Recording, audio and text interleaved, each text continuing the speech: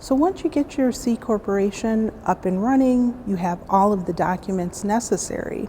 You want to make sure that you're doing everything necessary to legally operate the corporation. You don't want to lose that limited liability that the corporation offers.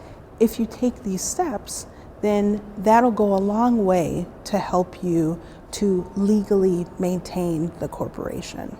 The first thing you want to do is you want to make sure you do not commingle the funds of the corporation with your personal funds. Definitely set up a bank account for the company and make sure that you're only using that company bank account for company purposes. Don't use it to pay your own personal bills. You also need to be sure that you don't mix up the property of the corporation with the property of the individual shareholders.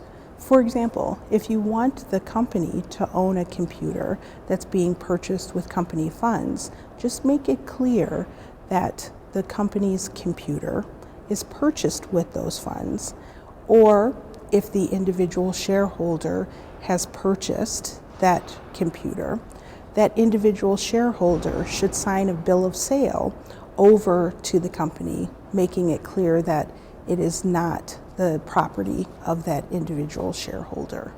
Next, make sure that you don't mix up the company transactions with the personal transactions of the shareholders. One way you can be sure of this is by making sure that whoever is signing on behalf of the company makes it very clear in what capacity they are signing. For example, if you have the CEO of the company is entering into an employment agreement, it's very important for that CEO to sign as CEO and not just simply to sign his individual name. This will make it clear that the CEO is acting on behalf of the company and not individually. The other thing you want to do is you want to follow the terms of the bylaws and the other company documents. You're going to have a stack of documents after you finish setting up your company, but you can't just put them aside and forget that you signed all of these things. You have to look at them and make sure you understand the responsibilities of each of the individuals in the company and make sure that they're adhered with. Remember also that the board of directors has fiduciary duties or heightened duties of responsibility to act in the best interest of the company. This means that the board of directors can't take advantage of particular opportunities that will benefit that individual board member and that may hurt the corporation. Finally, remember that the board of directors has to vote on particular issues.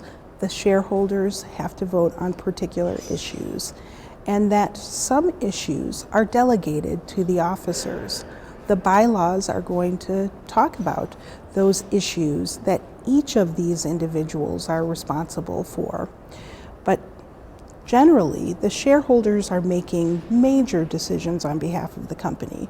For example, if the articles or certificate of incorporation needs to be amended, or if there's going to be a merger of the corporation.